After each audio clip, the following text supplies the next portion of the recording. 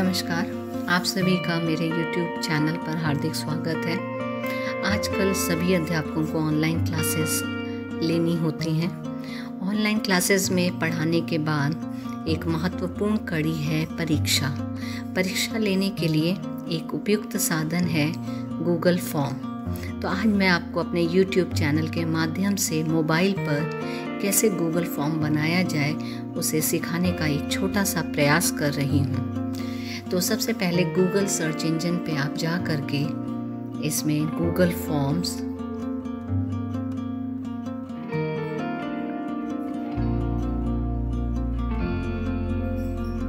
Click करेंगे और Google forms click करने के बाद यहाँ पर आपका एक google.com गूगल फॉर्म्स खोल देता है। उस पर आप क्लिक करेंगे तो इस तरह का एक पेज आ जाएगा जिसमें लिखा है गो टू गूगल फॉर्म्स। तो आप गो टू गूगल फॉर्म्स करेंगे। गो टू गूगल फॉर्म्स करने के बाद आपका ये फॉर्म खुल जाएगा। फॉर्म खुलते ही सबसे पहला काम हम करते हैं ये कि इसको एक क्विज़ बना लेते हैं। क्विज़ बनाने का लाभ ये होता है कि बच्चे इसमें उत्तर देख करके अपना स्कोर भी देख सकते हैं। तो सबसे पहले इसको हम क्विज़ बनाते हैं। क्विज़ बनाने के लिए आप देखिए कि ये 3 बिंदु हैं। इन 3 बिंदुओं पर क्लिक करिए तो प्रीव्यू और प्रीव्यू के बाद है सेटिंग्स। सेटिंग्स पर हम क्लिक करेंगे तो 3 ऑप्शन आते हैं, जनरल, प्रेजेंटेशन और क्विजेस। क्विजेस कर दीजिए। क्विजेस करने के बाद जो पेज खुलता है उसमें पहला ऑप्शन होता है मेक दिस अ क्विज। तो उसको हमने क्लिक कर दिया और जैसे ही किया तो आप देखिए कि सारे ऑप्शन ब्राइट हो गए। अब हम इसे सेव कर लेंगे। सेव करने के बाद अब ये फॉर्म हमारा क्विज की तरह हो गया है। सबसे पहले आइए इस क्विज का कोई नाम दे देते हैं। क्विज का हमने नाम दे दिया भारत की बात। और सबसे उसके ऊपर आप देखिए वहाँ पर भी अनटाइटल्ड फॉर्म लिखा हुआ है। अगर अब इसका नाम बदलना है तो आप यहाँ पर बस एक अपनी उंगली से क्लिक करेंगे तो ये अपने आप से वही नाम ले लेगा नीचे जो हमने बाहर दिया था, तो भारत की बात। उसके नीचे फॉर्म डिस्क्रिप्शन। अगर आप बच्चों को बताना चाहते हैं कि आपका ये टेस्ट किस बारे में है तो यहाँ डिस्क्राइब कर सकते हैं। जैसे मान लीजिए मैंने यहाँ पे लिख दिया सामान्य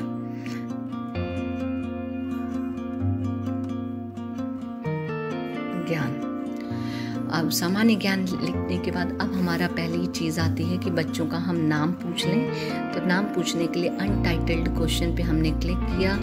अनटाइटल्ड क्वेश्चन में क्लिक करने के बाद हम यहाँ पर लिख देंगे नाम। नाम के नीचे आप जैसे ही नाम लिखते हैं तो नीचे अपने आप ये शॉर्ट आंसर आ जाता है, टेक्स्ट। शॉर्ट आंसर टेक्स्ट है क्योंकि बच्चे इसमें अपना आंसर जो भी उनका नाम है वो लिख सकते हैं। अगला प्रश्न लिखने के लिए आप देखेंगे जहां आपका कीबोर्ड होता है मोबाइल का उसके जस्ट ऊपर ऑप्शन दिया हुआ है प्लस का। तो एक प्लस पे फिर क्लिक आप करेंगे तो ऑप्शन खुल गया। यहाँ पर आप डाल दीजिए कक्षा। तो कक्षा खुल गया और इसे भी आपने शॉर्ट आंसर कर दिया। तो यानी कि यहाँ पर वो बच्चे अपने आप से जो भी क्लास है वो लिख सकते हैं। यहाँ वो हिंदी में लिखें या अंग्रेज़ी में, उनका उत्तर दोनों ही दृष्टि में सही है। एक चीज़ और करनी है कि वो नाम ज़रूर लिखे बच्चा। इसके लिए आपको यहाँ पर देखेंगे आप एक नीले रंग का राइट बना हुआ है, उसके बगल में कॉपी का निशान है, उसके बगल में डिलीट का निशान है और उसके बगल में लिखा है रिक्वायर्ड ज़रूर आप ऑन कर दीजिए। इससे क्या होगा कि बच्चे को अपना नाम लिखना ही होगा। और इसी तरह फिर क्लास में भी आप नीचे जाके जहाँ पे ये टिक है, टिक के बगल में कॉपी के बगल में डिलीट के बगल में रिक्वायर्ड। अब आपको इस बच्चे को ये उत्तर लिखना ही होगा। इतना करने के बाद अब हमारी प्रश्नोत्तरी शुरू होती है। तो पहला प्रश्न हमने वही प्लस को ऐड करते ही करा, तो पहला प्रश्न के लिए उन्होंने जगह दे दी। तो यहाँ पर हमने जैसे लिखा भारत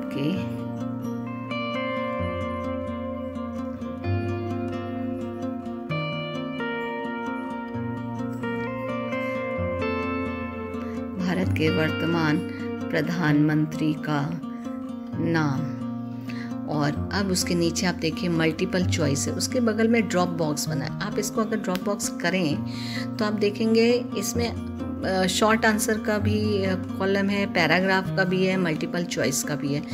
तो वो आपके ऊपर है आप कैसा टेस्ट देना चाहते हैं। लेकिन मेरा एक सुझाव यह है, खास विशेषकर हिंदी के अध्यापकों के लिए, कि अगर आप शॉर्ट आंसर को करते हैं और क्विज़ में करते हैं, मैं क्विज़ की अभी यहाँ पे बात कर रही हूँ, तो वहाँ पर फिर आपको उत्तर देना पड़ता है कि सही उत्तर क्या है। और मान लीजिए आपने किसी शब्द के बीच में गैप करा है, उस बच्चे ने वो गैप नहीं किया, या किसी शब्द के बीच में आपने योजक चिन्ह लगाया, बच्चे ने नहीं लगाया, तो वो उसके उत्तर को गलत कर देगा। तो इससे अच्छा है कि हम मल्टीपल चॉइस क्वेश्चन दें अगर हमें क्विज़ में देना है तो।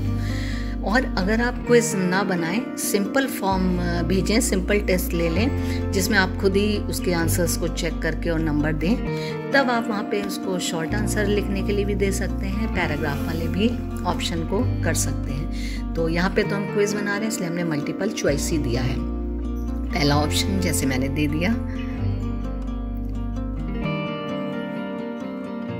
श्री नरेंद्र मोदी, और दूसरा ऑप्शन हमने दे दिया है श्री अरविंद केजरीवाल।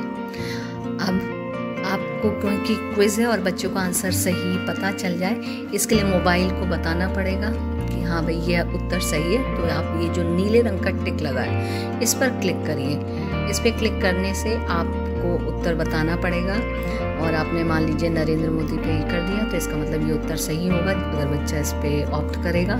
फिर यहाँ पे आप प्रश्न के बगल में देखिए 0 पॉइंट्स लिखा है, तो आप उस क्वेश्चन को कितने नंबर का बनाना चाहते हैं उस पर क्लिक करके उतने नंबर का क्वेश्चन उसको बना दीजिए। मैंने 1 पॉइंट का बना दिया। तो ये हमारा डन, यानी एक प्रश्न हमारा तैयार है। फिर इसी तरह से आगे प्रश्न देना है, तो फिर प्लस पर हमने टिक किया और मैंने दूसरा प्रश्न पूछ लिया, भारत की राजधानी, और फिर मैंने यहाँ पे मल्टीपल चॉइस ही रहने दिया और पहला दे दिया ऑप्शन मुंबई, और दूसरा ऑप्शन हमने दे दिया नई दिल्ली। और ये देने के बाद आंसर ज़रूर मोबाइल को बताना पड़ेगा। तो यहाँ पे मोबाइल को आंसर हमने बताया कि ये नई दिल्ली उत्तर है, और जब बच्चा उत्तर दे तो उसको 1 पॉइंट मिले। एक चीज़ और, आप सारे ही क्वेश्चंस को अगर रिक्वायर्ड करना चाहते हैं तो रिक्वायर्ड कर लीजिए, यानी कि प्रत्येक प्रश्न का उत्तर बच्चे को देना ही पड़ेगा।